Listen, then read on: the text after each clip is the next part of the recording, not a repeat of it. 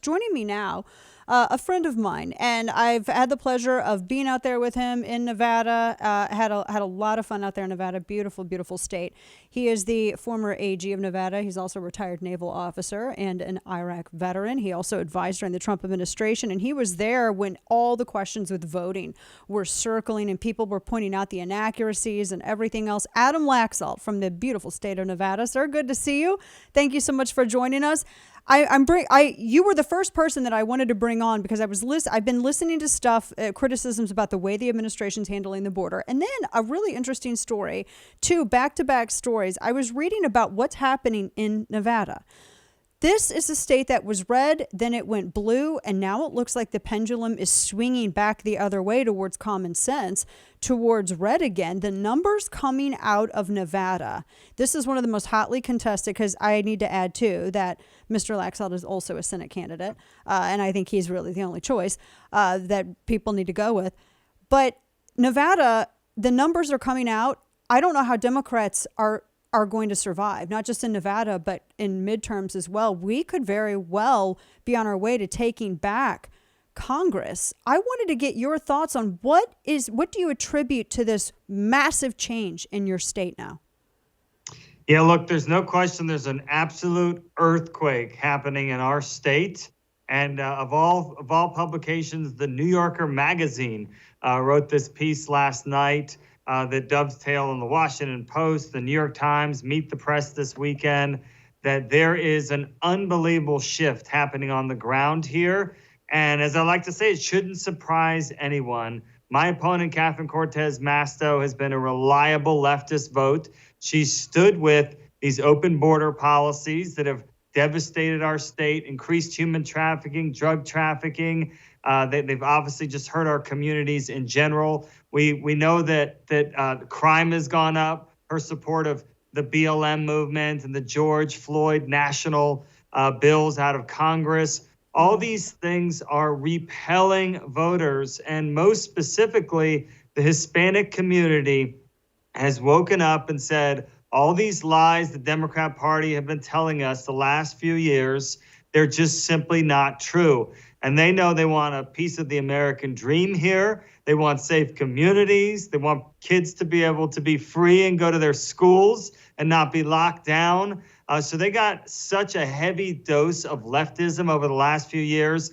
In the poll that had us up 3 and another poll that had us up 7 the last 2 weeks, we were 50-50 with Hispanics. And so to give your viewers and listeners an idea of that, you go back to 2012, someone like Mitt Romney was getting 25%. Trump brought it to 40 in 2020. And here we are looking at a potential 50-50 split.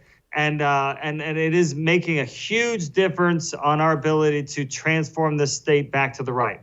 To your point, we're talking to Adam Laxalt, Senate candidate out of Nevada, also former Attorney General. To your point, a piece from The Hill getting into how Hispanics have been abandoning not just the Biden administration, Democrats in droves over the past couple of years. 538 has Biden's in the red with Hispanics. Only 12% of Hispanics approve strongly of Biden's performance. This also, his coattails factor into what's happening into Nevada.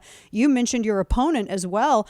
I was looking at her position on Title 42. I think the only other person that has flipped on Title 42 as much as she has is Beto O'Rourke, who's, I guess, our version of Cortez Masto down here in Texas.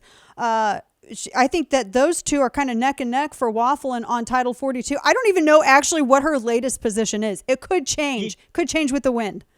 It is just shameless because she has been with the open borders left for the last few years when our state needed her to stand against these crazy policies.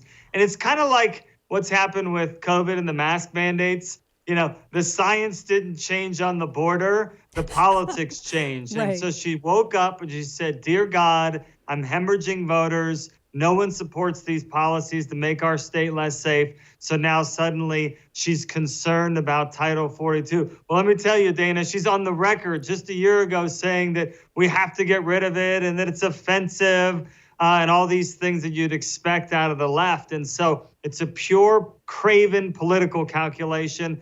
And we intend to make sure the voters understand that. I would add that she's up on Spanish language right now because she's sitting at 40% because her numbers are so bad. and she's just lying to voters. She's saying she's, supports law enforcement, that she's been tough on human trafficking, and all these things, of course, are running away from her record. But it should tell people a lot, which is they know what these numbers look like, and she has no support in her in the main communities that they used to just take for granted. Now they wake up, they understand that under Trump, guess what? Unemployment was an all-time low, wages were at a high, communities were safe, we weren't at war. All these things have changed so dramatically that I think that it's a generational opportunity for us to win voters to the Republican Party. I love that you see that, talking with Adam Laxalt, because I really feel like there are some Republicans who don't appreciate where we are with demographics and how more people, I think, than ever have been so overdosed on really lockdowns, masks, the statism of the left, the tyranny of the left, that they are fleeing to liberty in droves, liberty and common sense. And that people are in trouble on the left when they start trying to run as moderates. That's what I find that fascinating. Now, this woman cannot run to the middle fast enough, but I'm just looking at all these receipts of all these things that she said, whether it's about police, defunding police, whether it's about gun control, Title 42, the border, masks, support of masks. I wanted to ask you about this too, because, Nevada's, always been a huge destination for travelers here in the United States and elsewhere. Masks now we don't have to wear them on planes anymore. A great decision from this judge that's being attacked because she's 35 years old. I mean, she's a grown woman, but she's being attacked because she's only 35 years old. I wanted to get because you've been on the forefront of this as well, and you've been consistent on this. This is a good thing. We don't have to wear these things that have no scientific proof of containing this virus. Yeah, look, my main question is what took so long?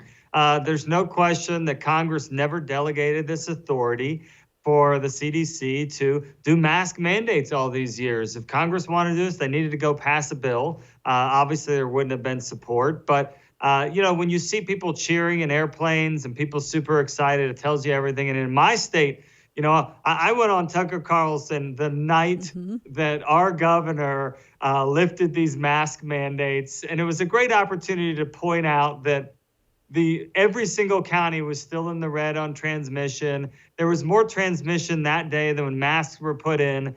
They lifted it for one reason.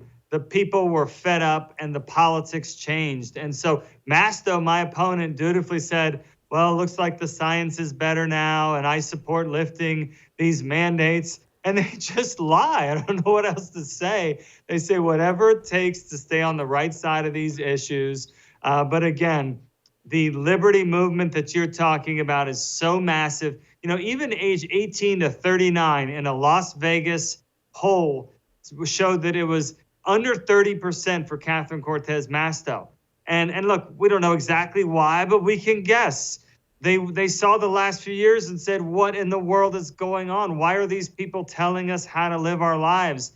This is what people like you and I, Dana, have been talking about for a long time. We are the Liberty Party. And the Democrats, in some respect, have done us a favor by giving such a heavy dosage of this radical leftism and government control, intrusion in our lives. We get to just point now and say, if you give these people more power, more control, you're just going to get more of this. If it's not COVID today, it's going to be something else tomorrow. And so I think, again, we need to be on offense. We can't take it for granted. We need to highlight these differences between the left and our conservative values. This is a chance with this election, not only for me to win, but for there to be a generational shift among voters that hopefully you can win hearts and minds for the coming generation. I see you're talking with Adam Laxalt. I see you leading in a Suffolk USA Today poll, Blueprint polling, NRSC poll. I'm looking at, WPAI. Then I was looking at 538. I was also I'm looking at a number of different polling, and including aggregate polling from the past couple of months as well. This is, as you said, people they want the government out of their lives. They want to be a partner with the government on basic things the government is allowed to do. You understand this. The left is turning the younger generation into punk rockers who are going for freedom. And we're seeing that build up in Nevada. I saw this story. I told Kane, I'm like, we got to get Adam Laxalt on. I am so excited about what I'm seeing in Nevada. We were worried about Nevada for a little bit. I got to tell you, I was worried. But you've been doing a lot of really good groundwork there and a lot of outreach. And we've been on offense. We've been pointing these differences out. And you're right. We have 6 consecutive polls that have us ahead. Fortunately, we're up 57-18 in our primary, which is in a handful of weeks now. We are focused on Catherine Cortez Masto because the reality is she's in so much trouble that Chuck Schumer just put in $23 million. She put in 10 for this fall. This is the swing Senate race. This is the race that will decide whether we have the majority. They know it. We know it. We'd obviously rather be us than her, an incumbent sitting at 40%. But we are going to stay on offense. And look, the bottom line is that people don't realize how close this state was to begin with. Yes. Donald Trump only lost by 2. They had to transform our elections 90 days out in order for that to be the result. And so this is a dead swing state. And in this kind of tsunami red environment, it's going to be our year. We're going to win Nevada. This is a race to watch. And now a lot of people are writing about this race too. Adam Laxalt, the website, adamlaxalt.com. Congrats on the lead. We're going to continue keeping our eyes on this, and we'd love to have you back and talk to you again. Thanks, my friend. Thank you. Appreciate it. Of course. Take care.